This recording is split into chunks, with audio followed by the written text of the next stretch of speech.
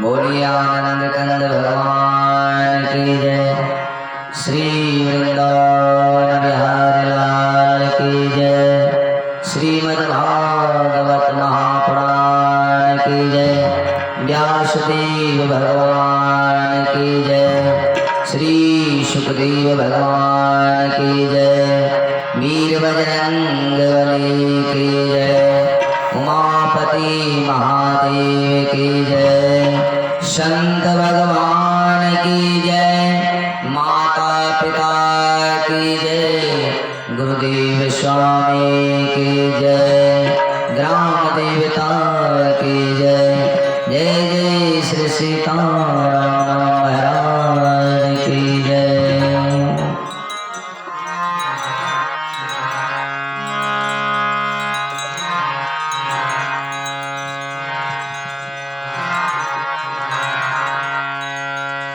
अरे कोई कहे गोविंद, कोई गोपाला, कोई कहे गोविंद, कोई गोपाला। मैं तो कहूँ सांवरिया बांसुरिया वाला। मैं तो कहूँ सांवरिया बांसुरिया वाला। मैं तो कहूँ कोई कहे गोविंद, कोई गोपाला। कोई कहे गोविंद, मैं तो कहूँ सांवरिया बांसुरिया वाला। मैं तो कहूँ सांवरिया बांसुरिया वाला।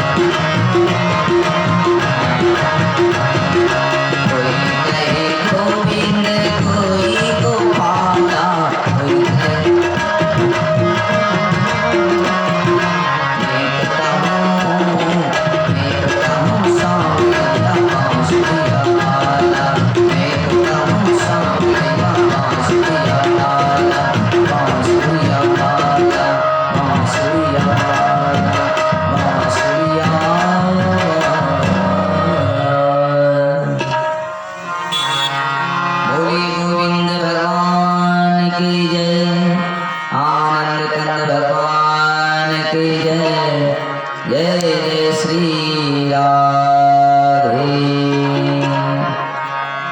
एक बार बोलिए श्री वीर बजरंग बली के जय।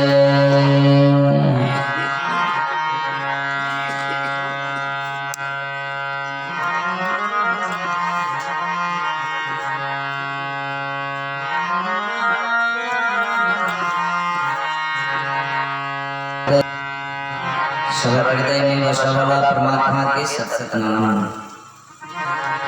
श्री गुरु के चरण में सत सत नमन और ध्वनि प्रकाश केंद्र के द्वारा श्रवण करे सब श्रोता भगवान के सत सत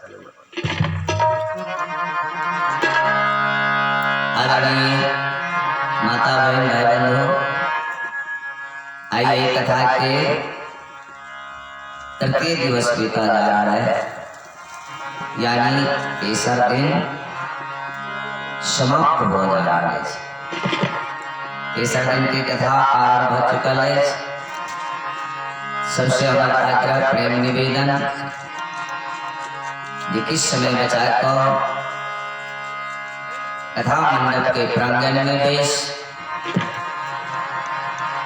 गोविंद के चरण में बेश क्यों गोविंद के पावन कथा श्रवण के मानव जीवन के धन्य बनाओ, क्योंकि इस शरीर मिलल है श्रोतागण भगवान की उपासना साधना ध्यान के वास्ते। हम सब माँ के गर्भ से पैदा लो भक्ति के खोज कर के लिए, भक्ति ज्ञान वैराग्य। देखिए श्रोतागण, धर्म के 4 गो घाट हुए, जेना सरोवर के 4 गो घाट हुए। कौन कौन? एक पुरुष घाट, एक महिला घाट, एक राजघाट और एक पशु घाट। सरोवर की 4 घाट है। आप तो सरोवर में ही रह गए हैं। पहले जमाना में सरोवर में तो हम सब जल पिए छलो, भोज भंडारा इत्यादि हुई छल नहीं। मुदा आपका वो नैतिक महत्व रह गए हैं। ते द्वारे नया नया लोग सब बात बुझो नहीं करता। ये पुरुष घाट, महिला घाट, पशु घाट, राजघाट 4 गो घाट पूछ लेने को। एना श्रोता धर्म के 4 गो घाट है। एक कर्म घाट, एक ज्ञान घाट, एक भक्ति घाट और चौथा एक समर्पण घाट। रामचरितमानस में कर्म घाट पर याज्ञवल्क्य जी भरद्वाज जी के कथा सुनवे छथिन और ज्ञान घाट पर काकभूषुंड जी गरुड़ जी के सुनवे छथिन और भक्ति घाट पर महादेव पार्वती के कथा सुनवे छथिन और समर्पण घाट पर तुलसी जी अपना मन के कथा सुनवे छथिन। 4 गो घाट है। कर्म घाट चेल हम सब जे चेल का एलों है एक कथा मंडप के प्रांगण में ई बेले कर्म घाट। बिना कर्म के ने कोई काम नहीं होए। ई बेले कर्म घाट और कथा जे श्रवण करवे अपने सब सुन के हृदय में विराजित करवे हुए कथा के ये चल जाते हैं ज्ञान घाट में। और जब ज्ञान घाट ज्ञान की प्राप्ति हो जाते हैं, इनका कहा जाए ज्ञान जगत। तकनाथ के भक्ति जाकर कहते ज्ञान जगनिए एलेन मना के तो ज्ञान पैव के भक्ति के तरफ पहुंचा। जगने से भीतर में हृदय में भक्ति एलेन भक्ति ऐब जते श्रोता तब वो अपने मने संसार से जतेक संसार के आसक्ति छन सब आसक्ति समाप्त हो जाए। आप संसार आसार लगा संसार नहीं बढ़िया लगते, वो समर्पण के तरफ पहुंच जेते वो मानव वो साधक और कहा लगते हैं परमात्मा से कि अब सौंप दिया इस जीवन का सब भार तुम्हारे हाथों में,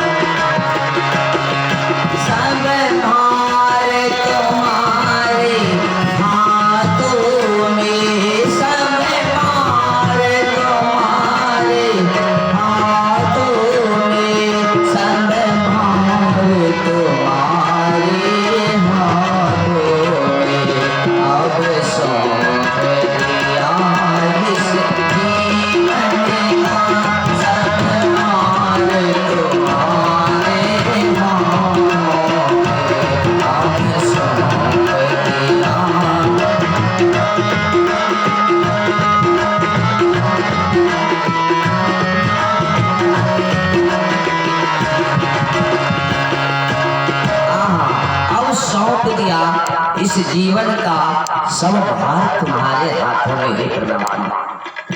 जब इस घाट पर पहुंच जाएंगे हम लोग तो समर्पण की तरफ चले जाएंगे। तो समर्पण घाट में जाने के लिए बहुत चीज का सामना करना पड़ता है साधक को। ज्ञान जब पा जाए, वैराग आ जाए, वैराग के बाद अनुराग आने की जरूरत है। सिर्फ वैराग ले लिए, वैराग से काम नहीं चलेगा। वैराग ले लिए ठीक है, वैराग उत्पन्न हो गया इस संसार से, लेकिन अगर वैराग के बाद अनुराग पैदा नहीं हुआ उस गुरु के प्रति, उस सदगुरुदेव के प्रति, उस परमात्मा के प्रति, तो वैराग लेना कोई काम का नहीं। अनुराग पैदा होनी चाहिए। अनुराग सबसे बड़ी चीज है। उसके प्रति प्रेम, उस परमात्मा के प्रति प्रेम जिस दिन आ जाएगा उस दिन उस सदगुरुदेव का मिलना कठिन नहीं है। वो परमात्मा आपके हृदय में आकर के वास करेंगे।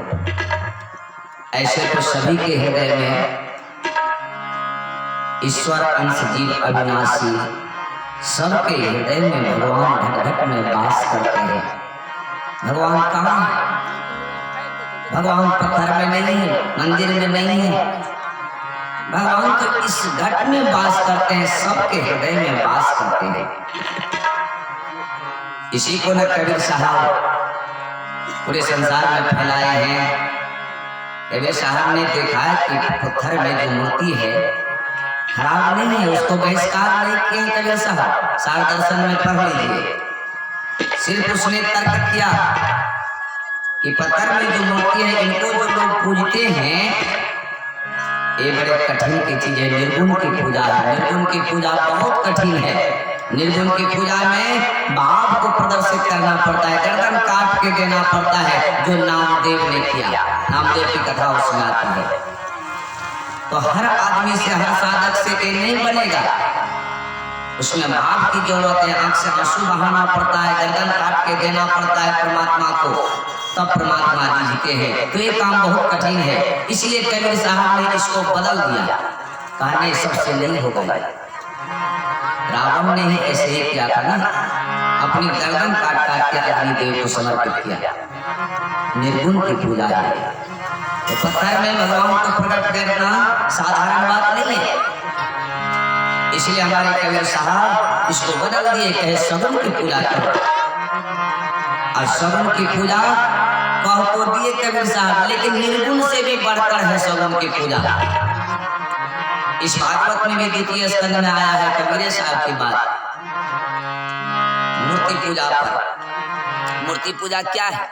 भागवत में द्वितीय स्कंद में है। मूर्ति पूजा, अब जैसे बच्चे को पहली क्लास में पढ़ने के लिए देते हैं तो गुरुजी क्या पढ़ाते हैं?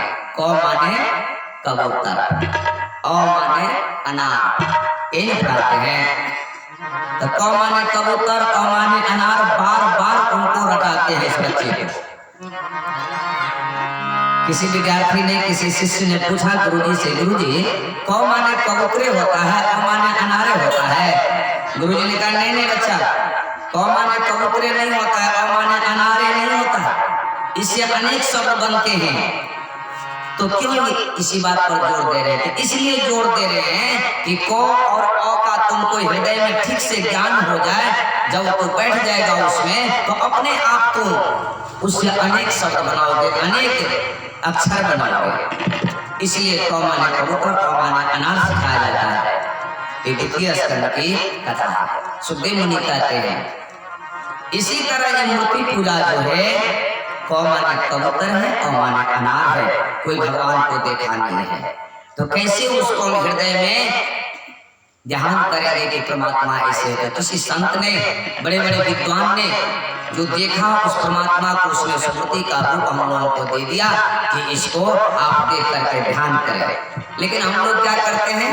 हम लोग उस मूर्ति को पूज के प्रथमे क्लास में रह जाते हैं, सारी जिंदगी आगे बढ़ने का नाम नहीं लेते हैं। उस मूर्ति को ध्यान में उतार कर, जैसे ही परमात्मा ऐसे ही सदगुरुदेव है, उसको इसमें बैठाने की कोशिश कीजिए, तब चले जाएंगे आप। इसमें जब बैठ जाएंगे तो चले जाएंगे आप मैट्रिक क्लास में, हृदय में। अब मूर्ति की जरूरत नहीं है, उस मूर्ति को, भगवान को इसमें बैठा लीजिए हृदय में। तब क माने कबूतर को छोड़ दीजिएगा, आप मैट्रिक में चले गए, धराधर धराधर आप उस अक्षर को, उससे सबको पढ़ते चले जाएंगे। और जब इसमें बैठ गया वो ईश्वर, वो मूर्ति, तो कबीर साहब का अनुसार जितने उस मंदिर के परिसर में लोग आते हैं, जीव आते हैं, उस जीव में अब भगवान को देखने का प्रयास करेंगे। इसमें भी भगवान है, इस जीव में भी भगवान है, इस मानव में भी भगवान है। ये भाव जिस दिन आ जाएगा तो चले जाएंगे आप कहाँ? एमए की क्लास में। कबीर साहब उसी एमए की क्लास को बताया है कि सब में भगवान है, सबको पूजो, सबसे प्रेम करो, तब एमए का विद्यार्थी हो जाएंगे। तो एमए का विद्यार्थी बनने के लिए बहुत कठिन है, कबीर साहब मामूली बात नहीं कहे हैं। अब आप कह देते हैं कि कोई देवता, कोई जरूरत नहीं है पूजने की, सब में भगवान है, लेकिन पड़ोसी से झगड़ते रहते हैं बात बात के लिए, उसमें क्या भगवान नहीं है? कबीर साहब का बात कैसे हम लोग करते हैं? नहीं करते हैं। कबीर साहब का तो मतलब है सबसे प्रेम करें, इसी में भगवान है। कहाँ ढूंढते हो? भगवान तो सब में। सिय राम मैं सब जगह जाने,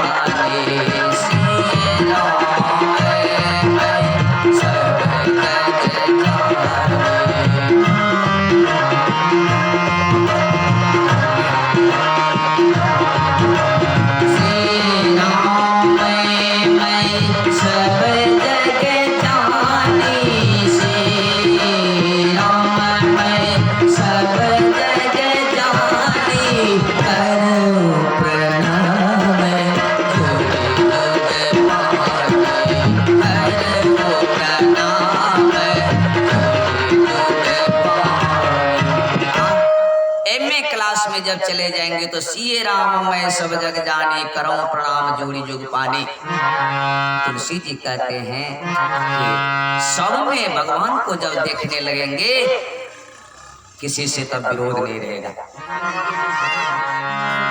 सब में भगवान है। इसी को कबीर साहब ने कहा है कि सबसे प्रेम कीजिए, भगवान सबको मिल जाएगा। कहाँ ढूंढते फिरते हो, कहाँ है भगवान मथुरा के काशी में? नहीं नहीं, वहाँ नहीं है। भूल से आप वहाँ जाते हैं खोजने के लिए। कबीर साहब क्या कहे, पानी में मिल पियासी रे मोहे, सुन सुन आवत हासी। पानी में मिल पियासी रे मोहे, पानी में मिल पियासी रे मोहे, सुनी सुनी आवत हासी।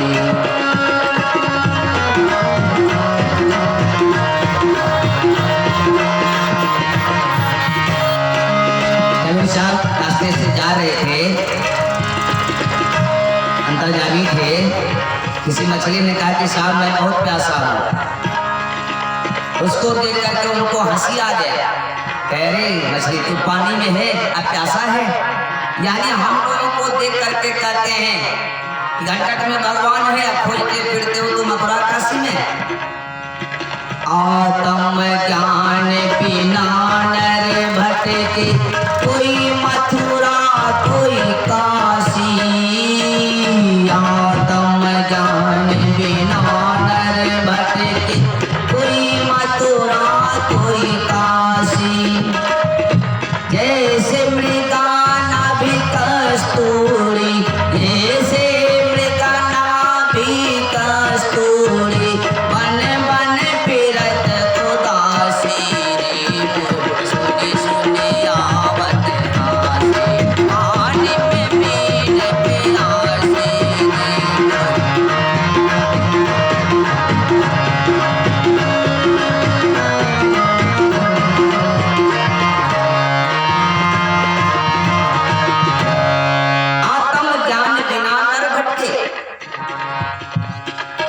इसी ज्ञान को हम पहले कहे थे कर्मधात और ज्ञानधात। ज्ञान नहीं है तो भटक रहे हैं कैसे?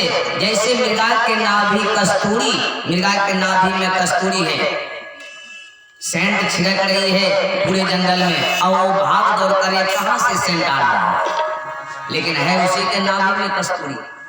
तो उनको ज्ञान नहीं, ज्ञान रहता तो वो दूसरी जगह नहीं भटकता। कबीर साहब उसी को गहराई से लिए हैं कि जैसे मृगा नाभि कस्तूरी, बन बन फिरत उदासी। पूरे वन में वो भटक रहे हैं, उनको मिल नहीं रहा है। ऐसे हम लोग पूरे संसार में खोज रहे हैं, उस परमात्मा को मिल नहीं रहा है। जातो ध्यान धरे विधि हरि हर, मुनि जन सहस 88। जातो ध्यान धरे विधि हरि हर, मुनि जन सहस 88। शोभत माही तेरे विराजे, शोभत माही तेरे विराजे, परम पुरुष अविनाशी रे मोहे, सुनी सुनी आवत हासी। पानी में मिल पियासी रे मोहे, सुनी सुनी आवत हासी। पानी में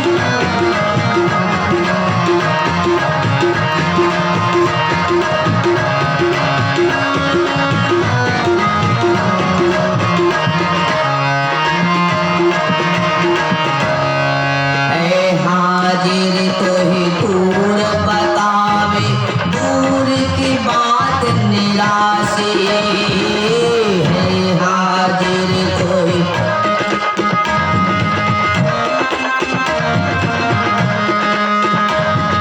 कहे कबीर सुनो भाई साधु, कहे कबीर सुनो भाई साधु, गुरु बिन बर मन दासी रे मोहे, सुनी सुनी आवत हासी। पानी में मीन प्यासी रे मोहे, सुनी सुनी आवत हासी।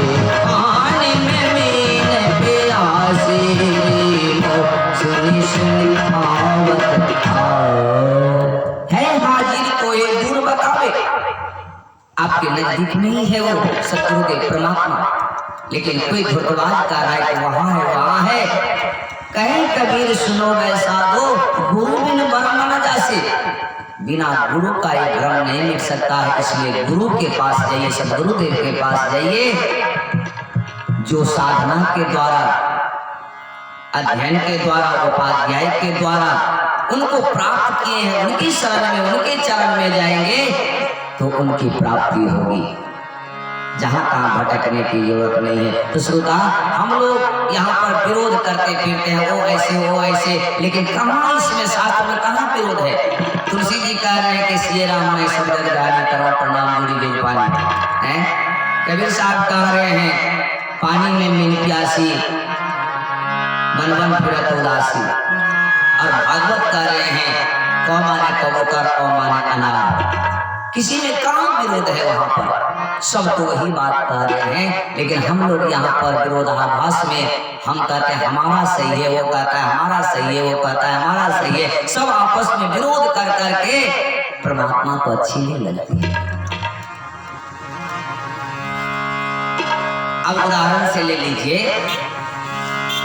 कबीर साहब ने ऐसा नहीं कहा किसी से विरोध करे। मान लीजिए एक दुल्हन आती है घर में विवाह करके, कि नहीं, उस दुल्हन के घर में कौन कौन है? पति के अलावा ननद है, भौजाई है, जेठान है, सास है, ससुर है, देवर है, सभी है उस घर में, है कि नहीं? तो उस दुल्हन को फर्ज है कि ननद को भी बात माने, ननद की भी ख्याल रखें, देवर का भी ख्याल रखें, सास ससुर की भी सेवा करें, जेठान की भी सेवा करें, सबकी सेवा करें। लेकिन सेज पर किसके साथ जाए?